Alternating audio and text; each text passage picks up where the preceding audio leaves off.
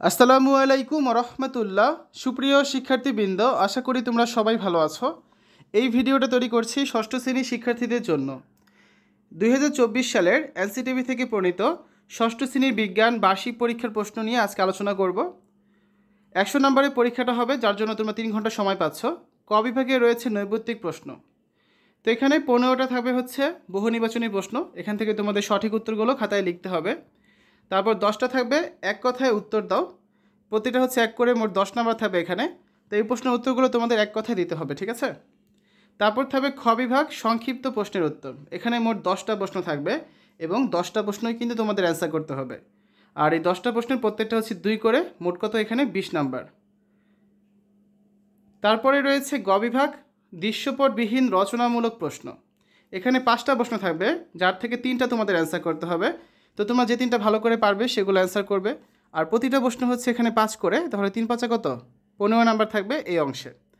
তো এরকম 5টা প্রশ্ন থাকবে, সেখান থেকে তোমরা হচ্ছে যেগুলো ভালো করে পারবে সেগুলো অ্যান্সার করবে। প্রতিটা প্রশ্নে আবার দেখো অংশ থাকতে পারে, যেমন এতটুকুর জন্য হচ্ছে 1 নাম্বার, পরের অংশটুকুর জন্য 4 নাম্বার, মোট হচ্ছে কত 5 নাম্বার। এই গেল গ বিভাগ। ঘ বিভাগে রয়েছে দৃশ্যপট নির্ভর প্রশ্ন, রচনামূলক যেগুলো আর কি। এরকম 7টা প্রশ্ন থাকবে তোমাদের পরীক্ষায়, সেখান থেকে তোমাদের যে কোনো 5টা প্রশ্নের অ্যান্সার করতে হবে।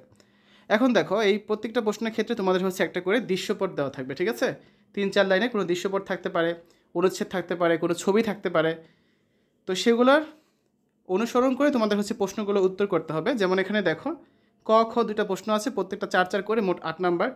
2 নাম্বারে দেখো একটা চিত্র আছে, চিত্র আলোকে ক খ 2টা প্রশ্নের উত্তর দিতে হবে, 2টা 4 করে, মোট হচ্ছে 8 নাম্বার। এভাবে করে তোমাদের যে কোনো প্রেক্ষাপট বা দৃশ্যপট থাকতে পারে।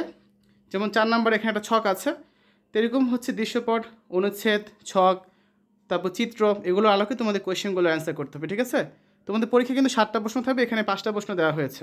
তো শিক্ষার্থীরা, এনসিটিভি থেকে তোমাদের এই প্রশ্নটা কেন দেওয়া হয়েছে? এই প্রশ্নটা দেওয়ার উদ্দেশ্য হচ্ছে যাতে তোমরা বুঝতে পারো ঠিক কী ধরনের প্রশ্ন পরীক্ষা আসবে, এবং এই প্রশ্নপত্রের আলোকে কিন্তু তোমাদের বিদ্যালয়ের শিক্ষকরা তোমাদের বার্ষিক পরীক্ষার প্রশ্ন তৈরি করবেন।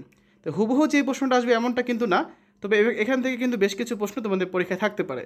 তোমরা হচ্ছে কমেন্টে একটু চেক করবে, কমেন্টে গেলে দেখবে আমি প্লেলিস্টে লিঙ্ক দিয়ে দিচ্ছি। সেখান থেকে তোমরা কিন্তু এই যে প্রশ্নগুলো দেখেছো, এর প্রত্যেকটা প্রশ্ন উত্তর দেখতে পারবে।